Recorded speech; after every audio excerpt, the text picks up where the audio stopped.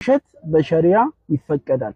በውሸታችን ላይ በአላህ ስም ብንምል ችግር የለውም። ውሸት መቅጠፍ እንደ እስልምና በጣም እየተከለከለ ነው። ረሱል ሰለላሁ ዐለይሂ ወሰለም በውሸት እንዳስጠነቀቁ በምንም እንትን ብሎ አያውቁምና الكذب حرام ولو كان قليلا أو بمعنى الكلمة الكذب حرام ولو كان بالمدح يعني ውሸት በጣም ከባድ ወንጀል ነው። ለቀልድ እንኳን ብትሆን አሊያም ደግሞ ለትንሽዬ እንኳን ምስቃለ ዘራ ያክል እንኳን ብትሆን እቺ የጎመን ዘር ፍሬ ያክል እንኳን ብትሆን ውሸት በጣም حرام መሆኑን ረሱል አለይሂ ሰላቱ ወሰለም በጣም ደጋግሞ ስለነገሩ ማለት ነው። ውሸት ይፈቀዳል። ሚስትን ለማስደሰት ብለህ ብትዋሽ እሷም አንተን ለማስደሰት ወይም የሆነ ችግር ተፈጥሮ ያ ችግር ካልዋሸህ በቀር የማይቀረፍ ከሆነ ወይ እሷ ካልዋሸች በቀር የማይቀረፍ ከሆነ በመሐከላችሁ ውሸት በሸሪዓ ይፈቀዳል። በዑመር ኢብኑል ኸጣብ ዘመን አንድ ሰው ሚስቱን ትወጂኛለሽ ወይ ብሎ ጠየቃት። አዎ ወድሃለሁ አለችው ሚስቱ። ከዛ ተጠራጠረ መሰለኝ እንደምትወደው ሁቧን። እስቲ በአላህ ስም ማይልኝ እንደምትወጂኝ አላት። ሲላት በአላህ ስም ከያስከኝማ እኔ በውሸት አልምልም አልወድህም አለችው። ይህ ሰው ተሰማውና ወደ አሚረል ሙእሚኒን ዑመር ኢብኑል ኸጣብ ረዲየላሁ ዐንሁ ዘንድ ሄደ። ከዛ ሚስቴ እንደማትወደኝ ነገረችኝ፣ እንዴት ነው ልፍታት ምናምን ብሎ ተሰምቶት ሄደ። ዑመር ኢብኑል ኸጣብ ተቆጣ። ሚስቱን ጠራትና ለምንድን እንደማትወጂው ነገርሽው አላት። ያ አሚረል ሙእሚኒን መጀመሪያ ትወጂኛለሽ አለኝ። አዎ ወድሃለሁ አልኩት። ከዛ በአላህ ስም ያዘኝ ማይልኝ አለኝ። እንዴት ብዬ ልዋሽ አለችው። አትሚለትም ነበር አላት። ውሸት የተፈቀደበት ቦታ ላይ ሁሉ በአላህ ስም መማል ተፈቅዷል። ሶስት ቦታዎች ውሸት ተፈቅዷል። በውሸት ብትምልም ችግር የለውም።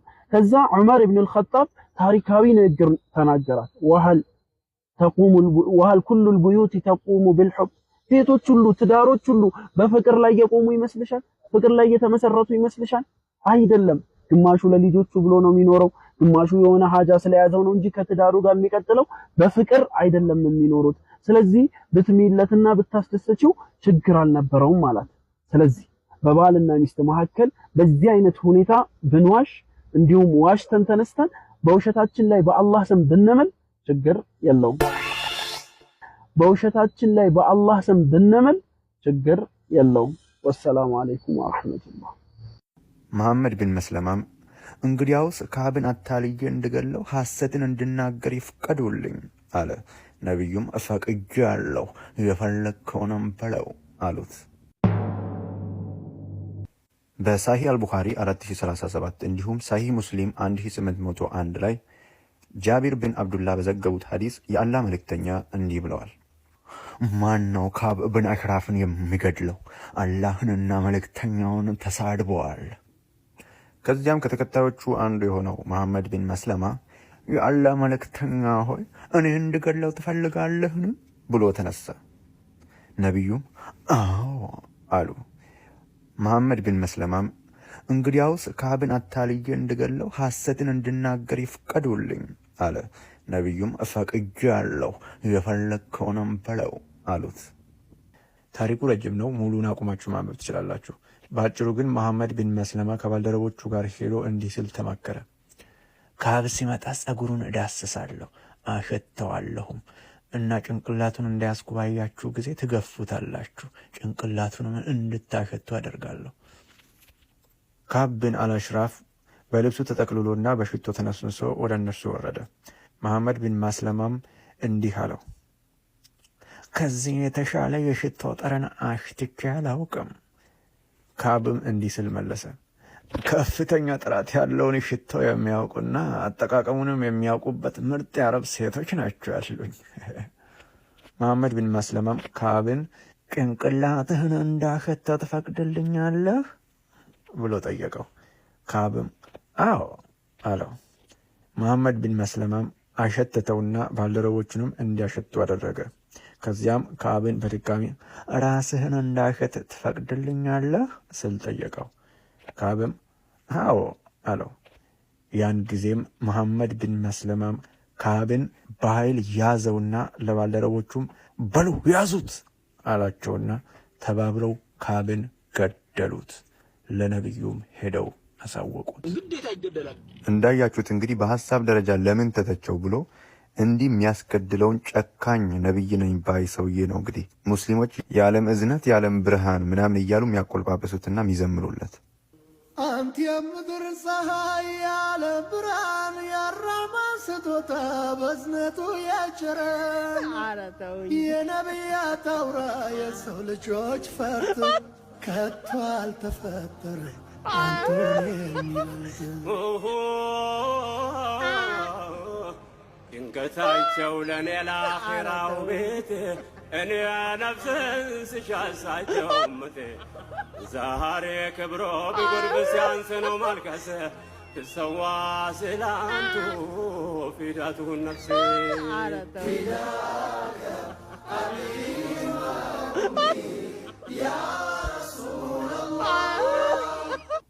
ሱናን አቡ ዳውድ 4361 አብደላ ኢብን አባስ እንደዘገቡት አንድ አይነ ስውር የነበረ ሰው ነብዩን የምታንቋሽሽና ስለ እርሳቸው መጥፎ ነገርን የምትናገር እናት ባሪያ ነበረችው። እርሱም ይህንን እንዳታደርግ ከለከላት። እርሷ ግን አላቆመችም። አቁሚ ብሎ ቢገስጻትም እርሷ ግን ይህን ልማዷን አልተወችም።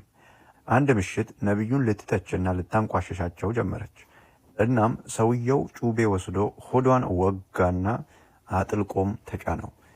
ሞተችም። በእግሮቿ መሃል የመጣም ልጅ ከእርሷ በወጣው ደም ተጥለቀለቀ። ሲነጋም ነብዩ ስለ ሁኔታው ተነገራቸው። ነብዩም ሰዎቹን ሰብስቦ እንዲህ አለ፣ በአላህ ይህን ተግባር የፈጸመው ሰው እንዲነሳ ፈልጋለሁ። ሰውየውም በሰዎቹ መካከል አልፎ ሄደና እየተንቀጠቀጠ ቆመ። በነብዩም ፊት ተቀመጠና እንዲህ አለ፣ የአላህ መልእክተኛ ሆይ እኔ አሳዳሪዋ ነኝ። እሷም እርሶን ታንቋሽሽና ትተች ነበረ። ከለከልኳት፣ ግን አላቆመችም። ታይ ብዬ ብገስጻትም ልማዷን አላቆመችም። እኔ እኮ ከእርሷ እንቁ የመሰሉ 2 ልጆችን አፍርቻለሁ። አጋሬም ነበረች። ትናንት ምሽት ክፉ ልትናገረውና ልታንቋሽሸው ጀመረች። እናም ጩቤ ወስጄ ሆዷን ወጋሁትና ተጫንኩት እስኪገላት ድረስ።